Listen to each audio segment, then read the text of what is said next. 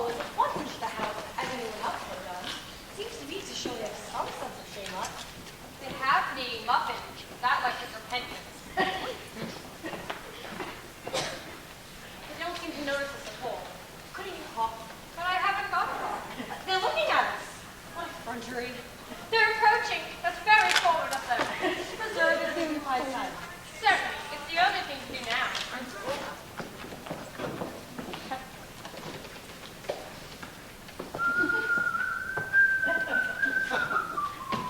This dignified silence seems to produce an unpleasant effect.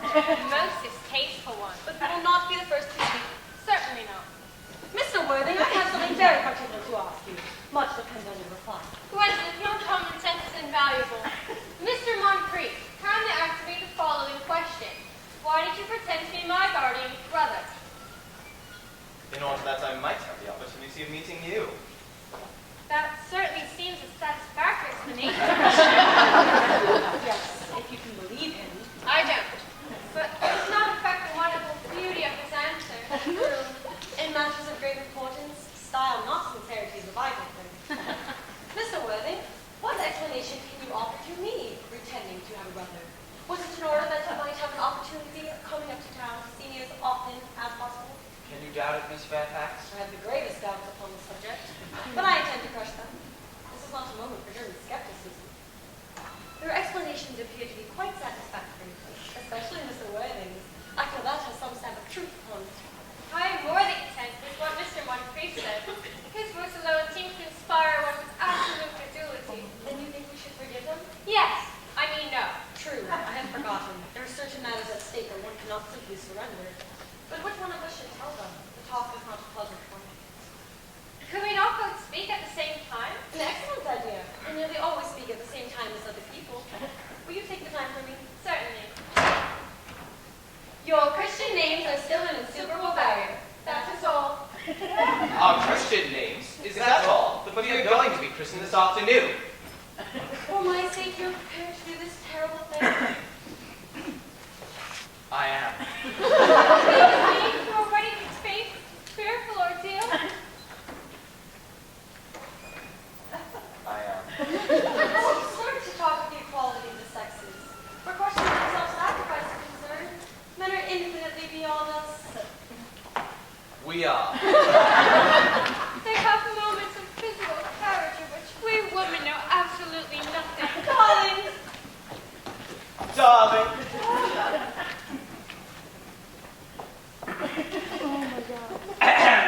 Lady Bracknell! Oh, good heavens. Gwendolyn! What does this mean? Merely that I'm engaged to be married to Mr. Worthing, Mamma. Come here. Sit down. Sit down immediately. Hesitation of any kind is a sign of mental decay in the young, or physical weakness in the old. Apprised, sir, of my daughter's sudden flight by her trusty maid, whose confidence I purchased by means of a small coin, I followed her at once by a luggage train. But of course you will clearly understand that all communication between yourself and my daughter must cease immediately from this moment. On this point, as indeed on all points, I am firm. I am engaged to be married to Gwendolyn, Lady Bracknell. You are nothing of the kind, sir. And now as regards Algernon. Algernon, Yes, Aunt Augusta. may I ask if it is in this house that your invalid friend Mr. Bunbury resides? No. Bunbury doesn't live here. Bunbury is somewhere else at present.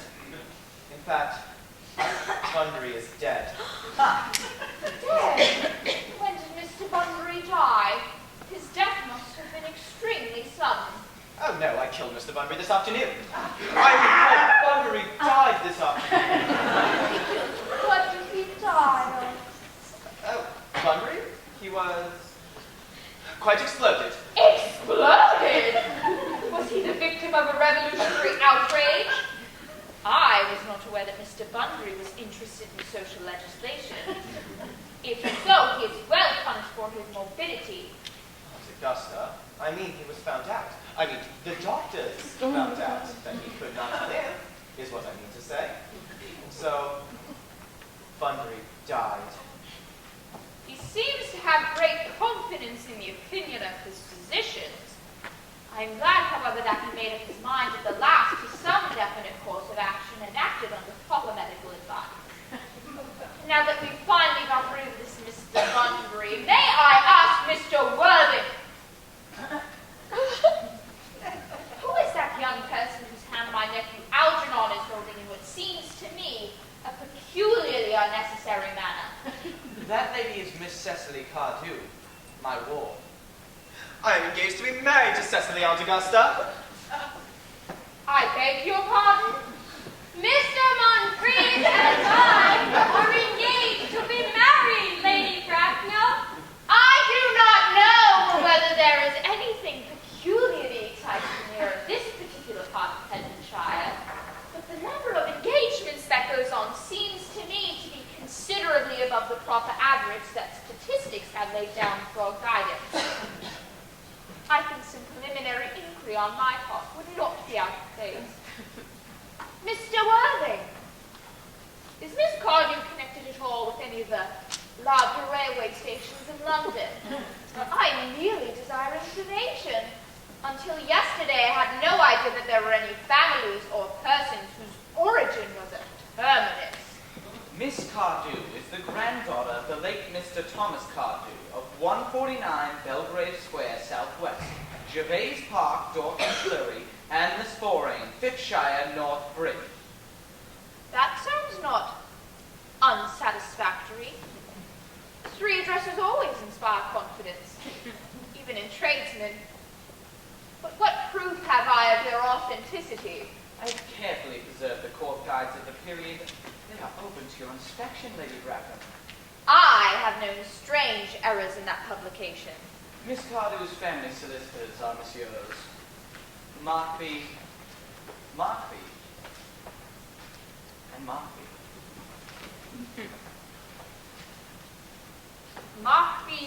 Markby and Markby. A firm of the very highest position in our profession. Indeed, I'm sure that one of Mr. Markby's is occasionally to be seen at dinner parties. So far, I am satisfied. Very kind of you, Lady Bracken. I have also in my possession, you will be pleased to hear, certificates of Miss Cardew's birth, baptism, whooping cough, registration, confirmation, vaccination, and the measles, both of the English and the German variety. Ah, a life crowded with incident. Though perhaps somewhat too exciting for a young girl, I am not myself in favor of premature experiences. Gwendolyn, the time approaches for our departure. There's not a moment to lose. As a matter of form, Mr. Worthing, I'd better ask you if Miss Cardew has any little small fortune. Oh, about £130,000 in the funds. That is all. Goodbye, Lady Bracken. I'm so pleased to have seen you. A moment, Mr. Worthing. £130,000. And in the funds. Miss Cardew seems to be a most attractive young lady, now that I look at her. Few girls of the present age have any really solid qualities, any of the qualities that last and improve with time. We live, I regret to say, in an age of services. Come over here, dear.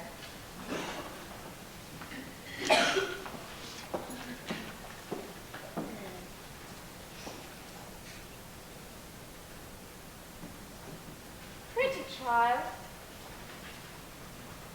Your dress is sadly simple. And your hair seems almost as if nature might have left it. But they can soon alter all that.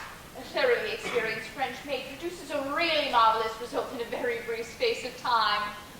I remember recommending one to young Lady Lansing, and in 3 months her own husband did not know her. In 6 months, nobody knew her. Kindly turn round, sweet child. No, the side view is what I want. Yes,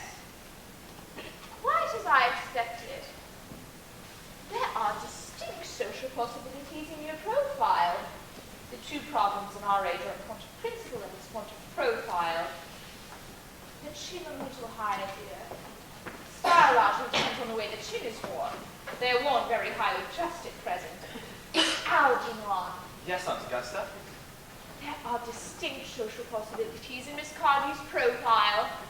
Cecily is the sweetest, prettiest, dearest girl in the whole world. And I don't care tuppence about the social possibilities. Never speak disrespectfully of society, Algernon. Only people who can't get into it do that.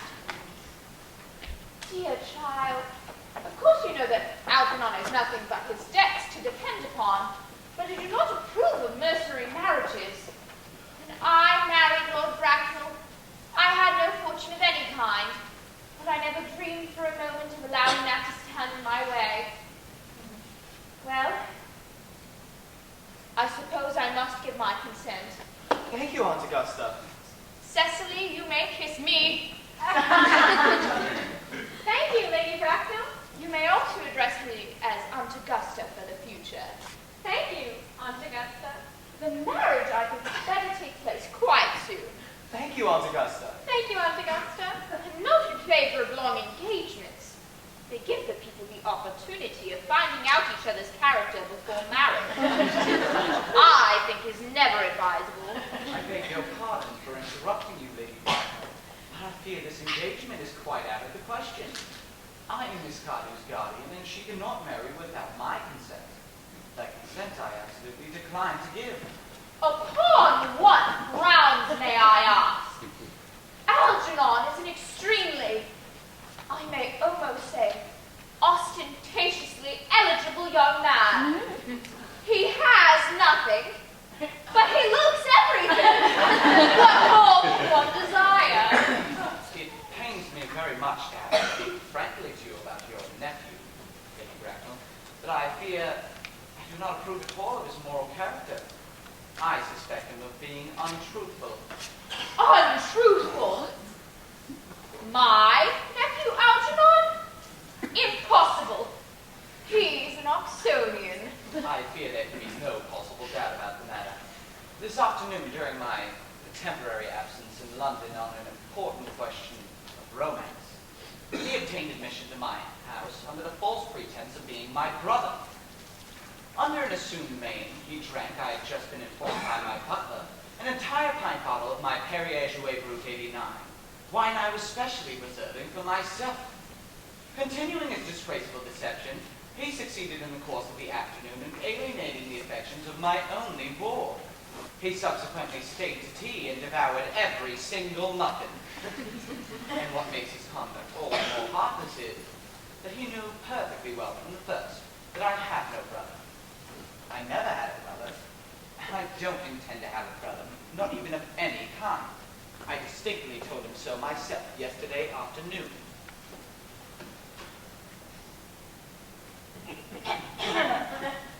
My dear Mr. Worthing, after careful consideration, I have decided entirely to overlook my nephew's conduct to you. That is very kind of you, Lady Bracknell. My decision, however, is unalterable. I decline to give my consent. Come over here, dear. Tell me, how old are you? Well, I'm really only 18, but I always admit to 20 when I go to evening parties. You are perfectly right in making some slight alteration. Indeed, no woman should ever be quite so accurate about her age. It looks so calculating. 18, but admitting to 20 at evening parties. Well, it will not be long before you are of age and free from the restraints of tutelage. So I don't think your guardian's consent is, after all, a matter of any importance. Pray excuse me for interrupting you again, Lady Bracknell, but I fear that, according to the terms of her grandfather's will, Cecily does not come legally of age until she is 35. That does not seem to me to be a grave objection. 35 is a very attractive age.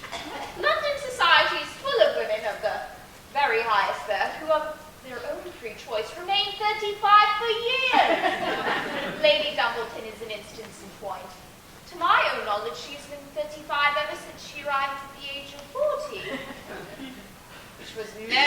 years ago now. I see no reason why our dear Cecily should not be still more attractive at the age you mentioned than she is at present. There will be a large accumulation of property. Algy, could you wait for me till I was 35? Of course I could, Cecily. You know I could. Yes, I felt it instinctively. But I couldn't wait all that time. I hate waiting even 5 minutes for anybody. It always makes me rather cross. I am not punctual myself, I know. But I too like punctuality in others. And waiting, even to be married, is quite out of the question. Then what is to be done, Cecily? I don't know, Mr. Moncrief. My dear Mr. Worthing, Miss Cardew states positively that she cannot wait until she is 35. A remark which I am bound to say seems to me to show a somewhat impatient nature. I would beg of you to reconsider your decision. But Lady Bracknell, the matter is entirely in your hands. The moment you consent my marriage to Gwendolen, I will gladly allow your nephew to form an alliance with my ward. You must be quite aware that what you propose is out of the question. And a passionate celibacy is all that any of us can look forward to. That is not the destiny I propose for Gwendolen. Algernon, of course, can choose for himself. Come over here, dear. We've missed 5, we've got 6 trains already. To miss any more might expose us to comment on the fat roll. Everything is quite ready for the christenings. The christening, sir, is not that somewhat premature. Both these gentlemen have expressed a desire for immediate baptisms. At their age, the idea is grotesque and irreligious. Algernon, I forbid you to be baptized. I will not hear of such excesses. Lord Bracknell would be highly displeased if he learned that this was the way in which you waste your time and money. Am I to understand then that there are to be no christenings at all? I don't think that as things are now, it will be of much practical value to either of us, Dr. Choswell. I am grieved to hear such sentiments from you, Mr. Worthing. They savor of the heretical views of the Anabaptists, views I have completely refuted in 4 of my unpublished sermons. However, as it presently seems to be one peculiarly secular, I will return to the church at once. Indeed, I have just been informed by the pew opener that for the last hour and a half Miss Prism has been waiting for me in the vestry. Miss Prism! Did I hear you mention a Miss Prism? Yes, Lady Bracknell, I am on my way to join her. Pray, allow me to detain you for a moment. This matter may be one of vital importance to Lord Bracknell and myself. Is this Miss Prism a female of repellent aspect remotely connected with education? She is the most cultivated of ladies, and the very picture of respectability. It is obviously the same person. May I ask what position she holds in your household? I am a celibate, madam. Miss Prism, Lady Bracknell, has been for the last 3 years Miss Cardew's esteemed governess and valued companion. In spite of what I hear of her, I must see her at once. Let her be sent for. She approaches. I was told you expected me in the vestry, dear Canon. I have been waiting for you there for an hour and 3/4. Prism! Come here! Prism!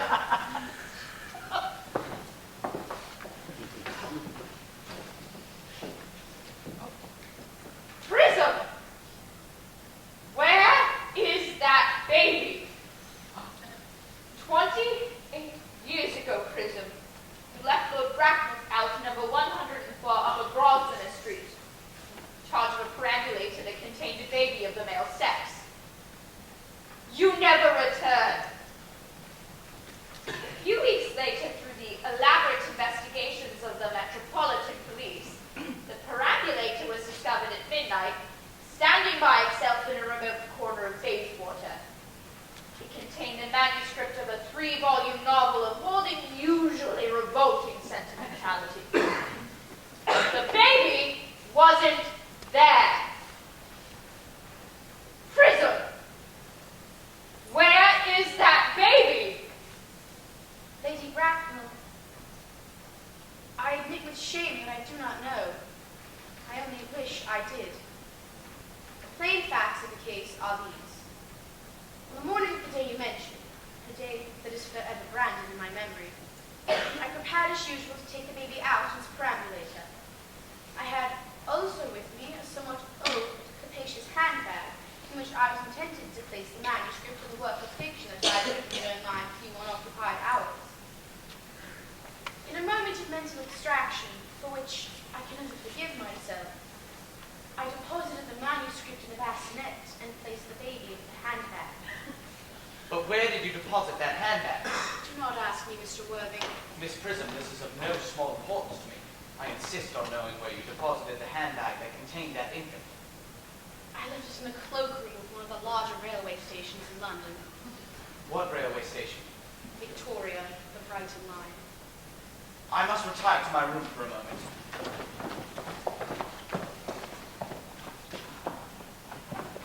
Gwendolyn, you will wait for me? If you're not too long, I will wait here for you all my life.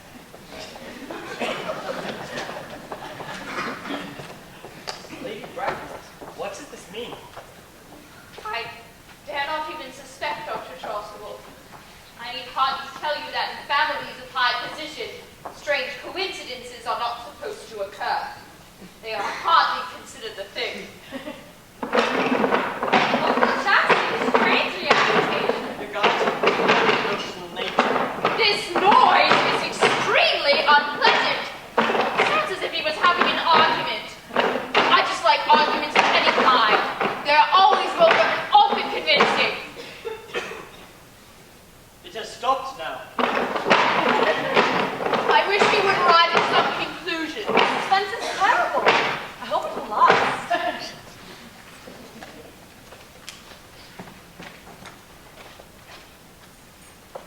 Miss Prism, is this the handbag? Examine it carefully before you speak. The happiness of more than one life depends on your answer.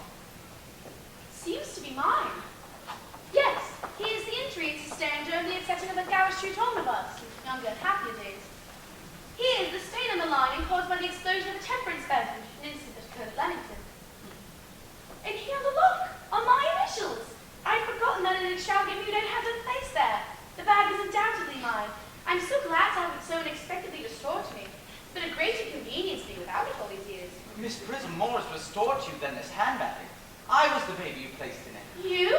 Yes, mother! Mr. Worthing, I'm unmarried. Unmarried? I do not deny that this is a serious blow. But who has the right to cast a stone against one who is such? Cannot repentance wipe out an act of folly? Why should there be one law for men and another for women? Mother, I forgive you. Mr. Worthing, there's some error. There's a lady who can tell you who you really are. Lady Bracknell. I hate to seem inquisitive, but would you kindly inform me who I am? I'm afraid that the news I have to give you will not altogether please you. You are the son of my poor sister, Mrs. Moncrief, and consequently Algernon's elder brother.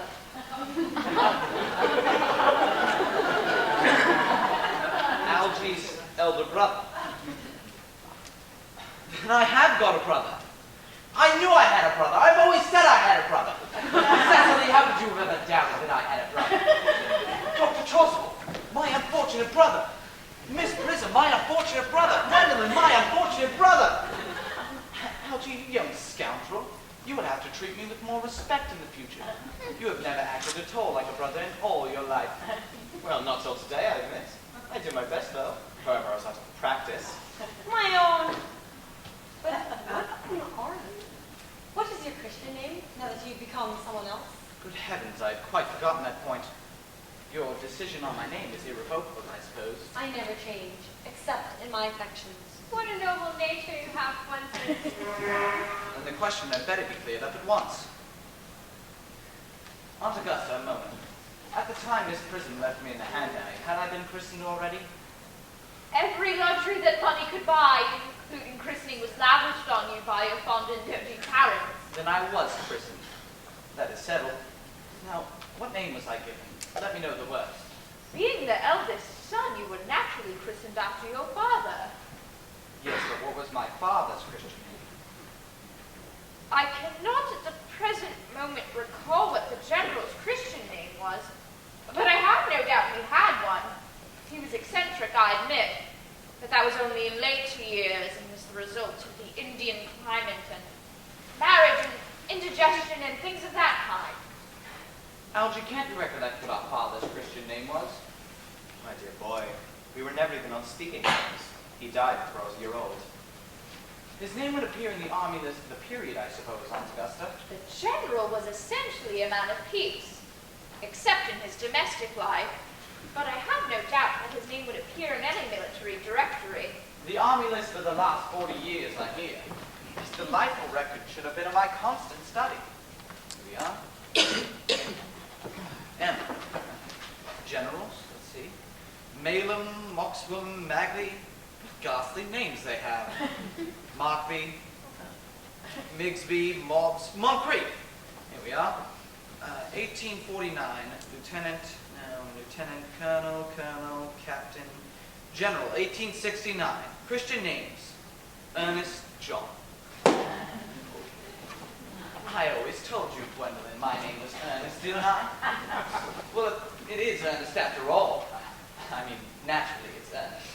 Yes, I remember now that the general was called Earnest. I knew I had some particular reason for disliking the name. Ernest, my own Ernest. I felt from the start you could have no other name. Gwendolyn, it is a very terrible thing for a man to find out so suddenly that his entire life he has been speaking nothing but the truth. Can you forgive me? I can, but until you are sure to change. My own one. Letitia. Frederick, at last. Cecily, at last. Gwendolyn, at last. My nephew, you seem to be displaying signs of triviality. On the contrary, Aunt Augusta, I've just now realized for the first time in my life the vital importance of being earnest.